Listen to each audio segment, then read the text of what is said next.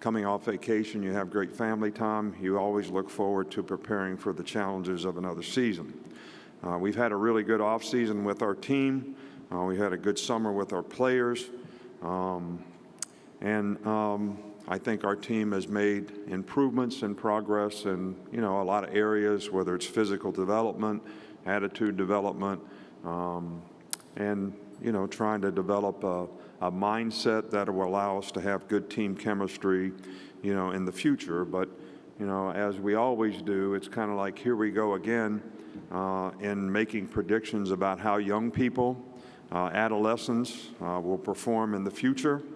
So that's why we play the games. That's why we have a season, so that we can sort of see how we grow and develop, and, how the team develops, all the things you need to develop on a team, the togetherness, the positive energy and attitude, the people being responsible for their own self-determination, the work, preparation, ability to overcome adversity, pride in performance that, make the team, allows the team to be able to play with the consistency you need to be successful for an entire season, especially in the SEC, which is a very challenging league.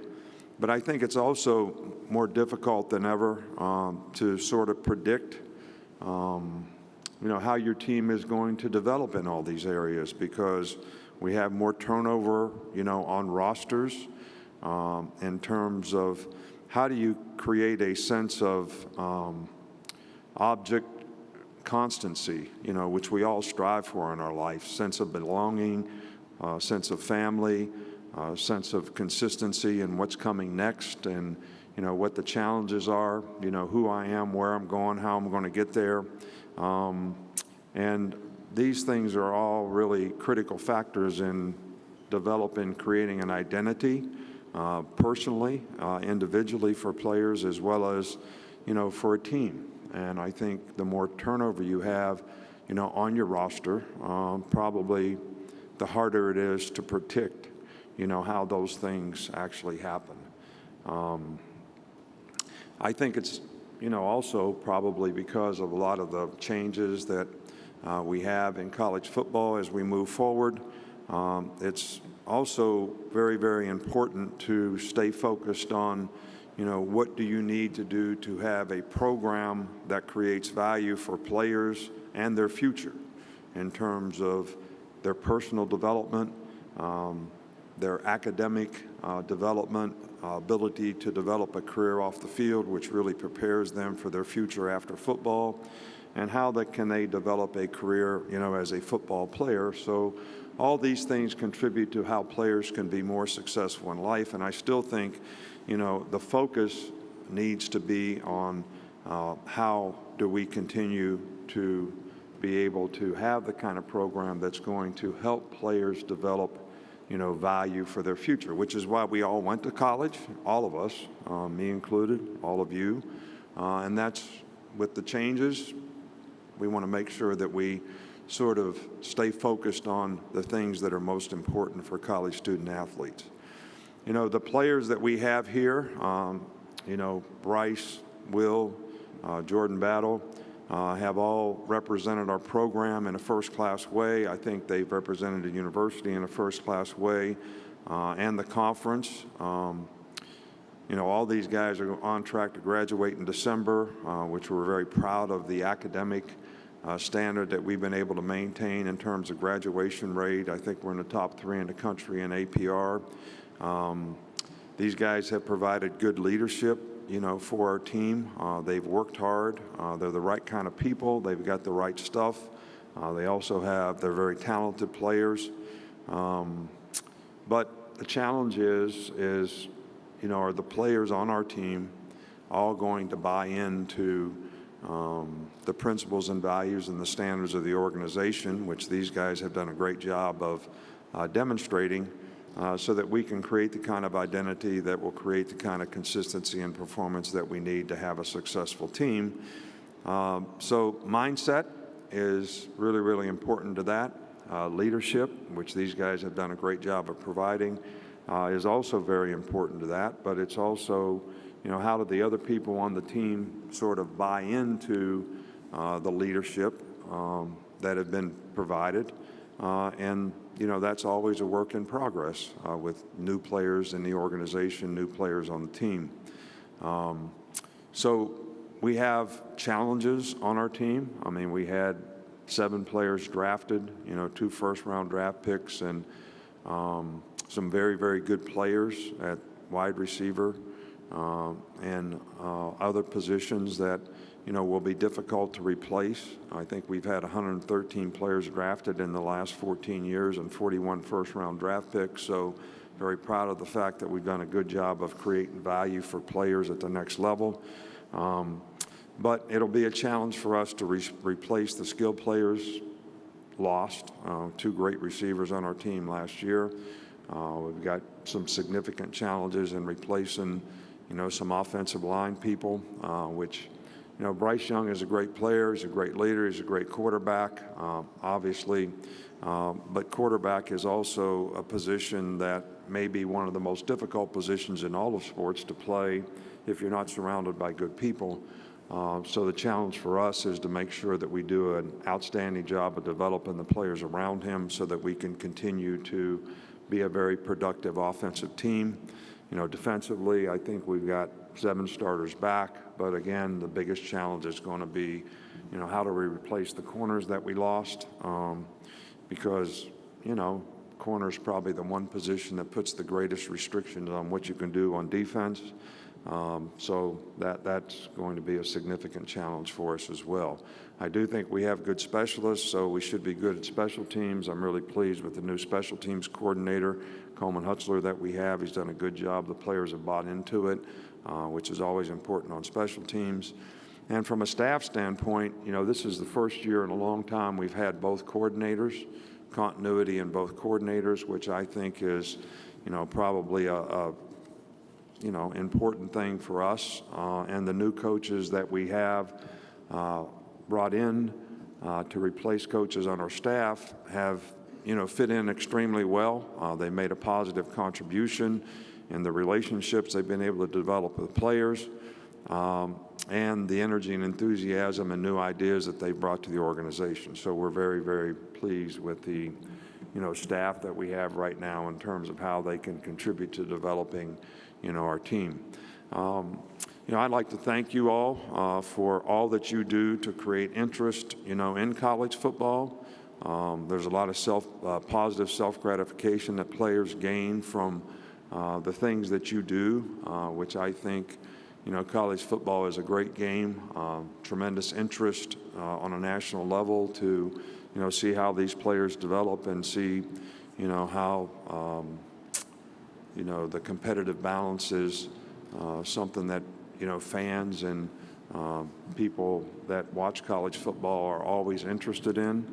And I think you all have done a really good job of, creating a circumstance that is very positive for our sport. And, we certainly thank you, for that. So any questions? Thank you, Coach. If you have a question, raise your hand. Aaliyah, Bailey, and Kiera will get to you. Again, if you could stand, if you're able, that will help us identify who's asking the question, and then we'll go from there. Again, please state your name and affiliation. Okay, we're going to start, Coach, over here on my left, right here in the middle, second row. Bob. Hey, Nick, how you doing? Doing great, thanks. Bob Holt, Arkansas Democrat Gazette. I don't know if you noticed, it stopped raining right before you came up, so I don't know if you had control over that or not. I don't think so. Yeah. But as far as Will and Bryce, can you think of another team where you've had such elite guys on each side of the ball? And what's it like having 2 guys back that are so good, arguably, the best in the country? Well, I don't like to compare players, but to have 2 players that make such a significant impact on our team as those 2 guys, I don't recall ever having a circumstance like that. We've had some great impact players, but never one on offense, one on defense of, the caliber that these guys have been able to play on a consistent basis. But I think, probably bigger than that is the impact that they have on the players around them. These guys set a great example. They're players that other people on our team can emulate in a positive way because of the example that they set. These guys are very serving to their teammates in terms of, they really do care about helping other people for their benefit. So these guys have not only been great players, they've contributed from a leadership standpoint probably as significantly as any leaders that we've had, and we've had some really good leaders in our program and our organization. So really excited about having these guys on our team. You couldn't ask for two better people I've always said that when the best players on your team are really good people with great attitude and great mindset, it's really helpful to developing the kind of team chemistry that you need to have a successful team. Coach, we'll go over here on our right-hand side on the second row. You have a question? No? All right. Let's go back over here on the left side here, third row. Good morning, Coach Saban. Scotty from Offscript. There's been a seismic shift with HBCUs and their popularity, but you also have FBS programs playing them. LSU is playing Southern. You have Notre Dame stepping out and playing Tennessee State. Could we ever see an Alabama playing at Alabama State or an Alabama A&M down the line? And a second part to that is, how have FCS systems become feeders to Power 5 programs as well as the transfer portal? Yeah, well, I think that I certainly can see. We've tried to be very supportive. Ms. Sterry's on the Board of Trustees at Stillman College, and I've always been an advocate of playing in-state schools because I think it sort of helps them, raise their level and their ability to compete, which obviously if you do that, you also contribute to how successful the players, in those organizations can be. So I would be very much in favor, of that. I do think that some of the really, really good players, I think it's going to work both ways. I think some of the really good players in that league are going to have opportunities to go other places, but I also think that there'll be some players that come back to that league that will also be able to enhance their value as players because of the opportunity that will be created for them by playing at that level. So all good things. Coach, we're going to go over on our right side alongside the aisle. Good morning, Coach. Ken Capps from Football Writers Association of America. There are going to be 4 student reporters from the Alabama Communications Department and 4 student reporters from the University of Texas Communications Department covering the game in Austin on September the 10th. These are brand new reporters covering this big of a game. What would be your advice and tips for them?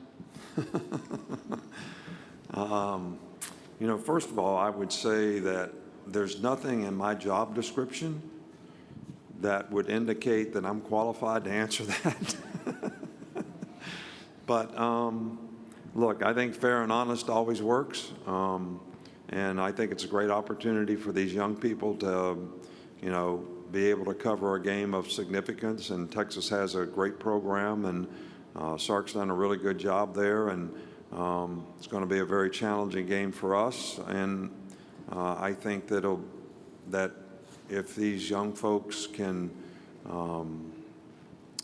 report the facts as well as be fair and honest in their assessments of how things go, I think that's as much as anyone could ask from a professional standpoint. Coach, we'll go in the section right in front of you, about 4 rows back.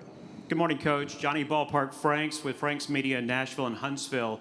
Before you arrived at Alabama, the program never had a Heisman Trophy winner. And with Bryce Young's win, now 4, most in the SEC, in terms of the winners and the finalists, what has that success meant as far as winning the award and how it translates to success with your program?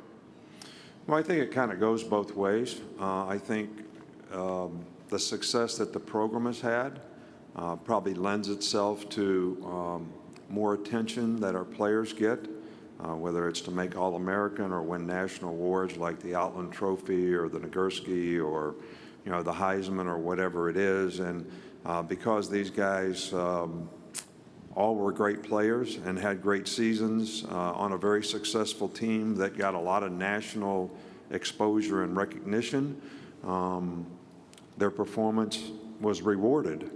Their positive performance was rewarded because they got a lot of exposure because of the success the team had. So, I think it kind of goes both ways in terms of, players being recognized. And we're always very grateful that, our players do get recognized in a positive way because I do think those things create value for them in their future, and that's obviously the goal. Okay, we're going to go right here in front of me, Lane, right in front, right behind you. There you go. Hey there, Coach Saban. This is Lane Higgins from the Wall Street Journal. I've noticed that when you were talking about the key, building blocks for a program, you mentioned personal development, academic development, and creating value for their football career, but you didn't mention NIL. And I know that that's something that you've, kind of weighed in on earlier this offseason, but, what is your view on how Alabama can, get involved in that space, just because it is changing dynamics in college football, whether you like them or not? Yeah, well, I don't dislike name, image, and likeness. I'm all for the players. I want players to do well. Our players did extremely well last year. They made over $3 million in name, image, and likeness. So I'm all for the players, being able to do as well as they can and use their name, image, and likeness to create value for themselves. And, we have a great brand at Alabama. So players are certainly, their value there is going to be enhanced because of the value that our brand can help them create. But, the thing that I have, sort of expressed, not concerns about, but there's got to be some uniformity in protocol of how name, image, and likeness is implemented. And I think there's probably a couple factors that are important in that. How does this impact competitive balance, in college athletics? And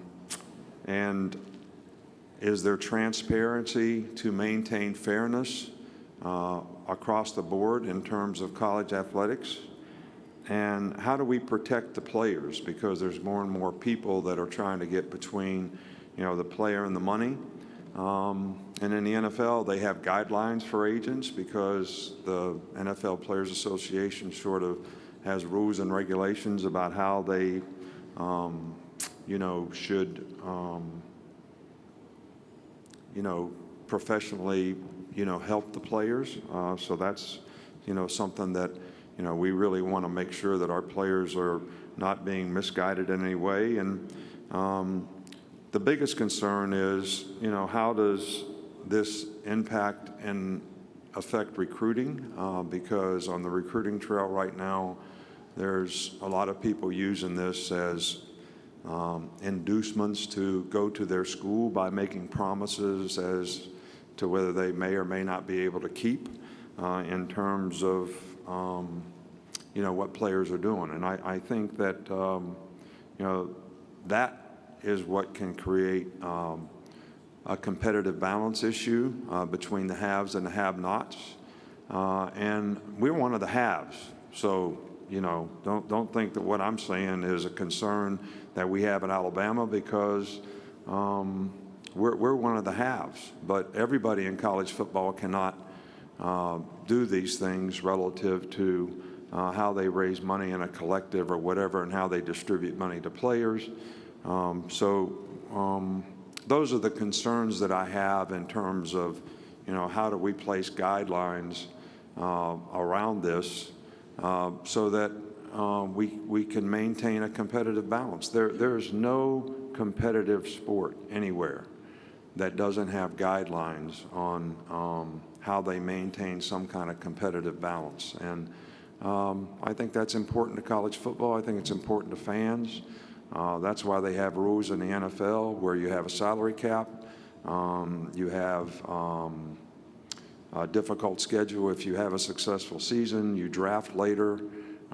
If you have a successful season, you draft early. If you have an unsuccessful season, and all these things are created so that there is competitive balance, which is great for the game and it's great for fans. So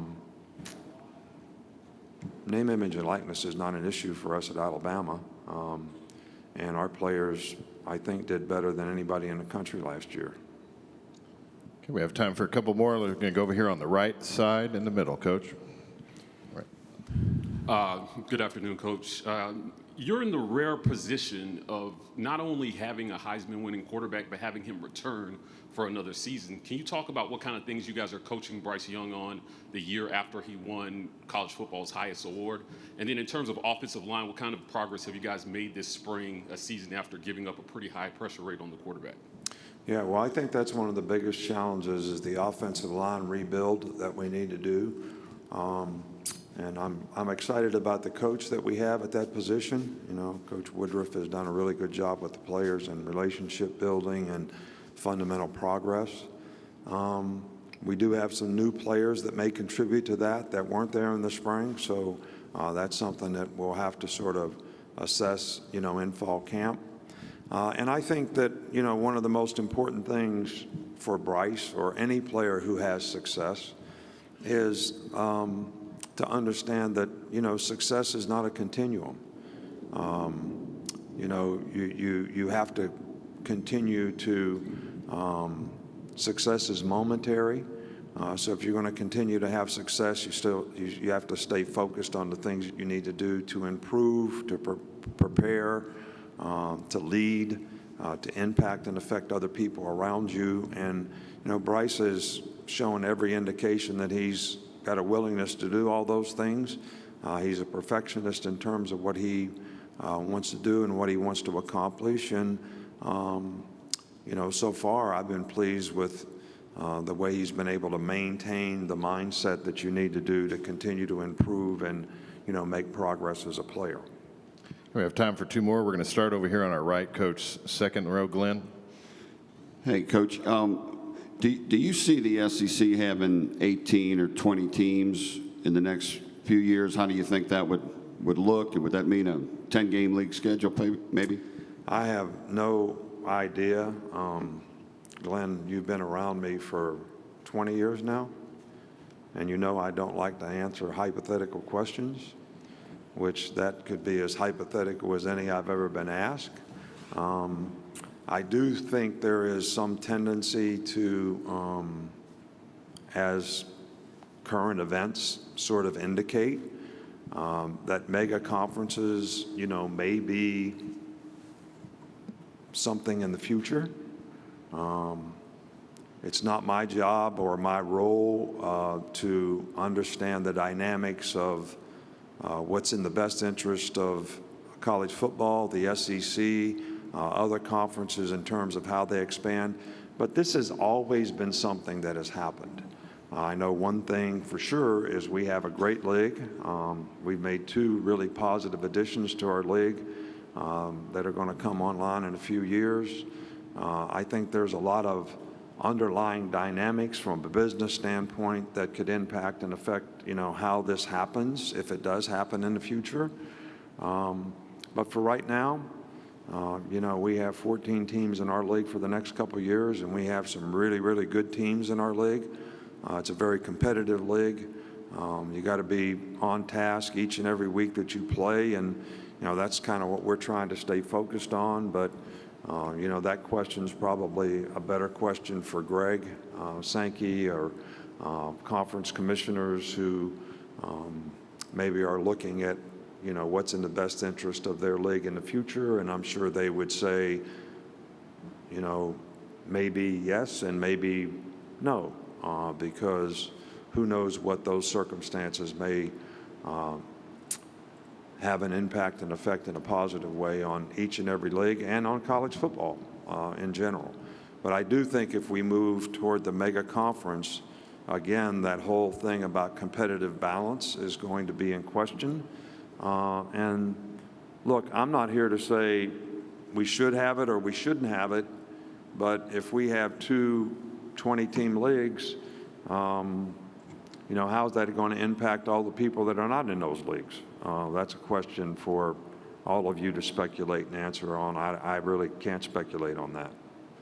Okay, we'll take one final question right in front of me, Coach. 3 rows. Kirk? Yeah. Kirk Bowles from the Austin American-Statesman.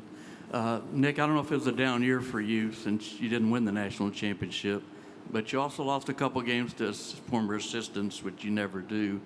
When you self-scout, did you see anything in common that teams might use as a blueprint to try to beat Alabama other than build one of the greatest defenses ever? Well, I think that, first of all the coaches who have had opportunities to go on and be head coaches in Division I, I'm very proud of. I think, they all did an outstanding job for us. They all had goals and aspirations that motivated them to do an outstanding job because they wanted to be head coaches. And I'm happy for them and their family that they got that opportunity. Sooner or later, these people that get these opportunities would get in situations where they had a chance to have nationally recognized, nationally powerful, whatever you want to call it, top-ranked teams. Like Georgia was last year, like Texas will be, I'm sure, very soon with Sark being the head coach there, and the staff that he has and the job that they're doing. So this is not something that is surprising to me. A lot of people are at really, really good schools. They've done a really, really good job. They've used, their own personal imprint to maybe take a few things that they learned that we do that helped us be successful, along with their imprint of what they want to do so that they can have successful programs. So this is not a surprise to me. It was, sort of expected, actually. And I'm happy to see each and every one of those guys do extremely well. Not extremely well against Alabama, but extremely well. So I'm kind of proud of the fact that there are some of our coaches who have got some of the most successful programs in the country. Coach, thank you for your time this morning. All right, good. Thank you all again. I appreciate what you do for college football and all of our players and the self-gratification that you provide for them. So thank you very much.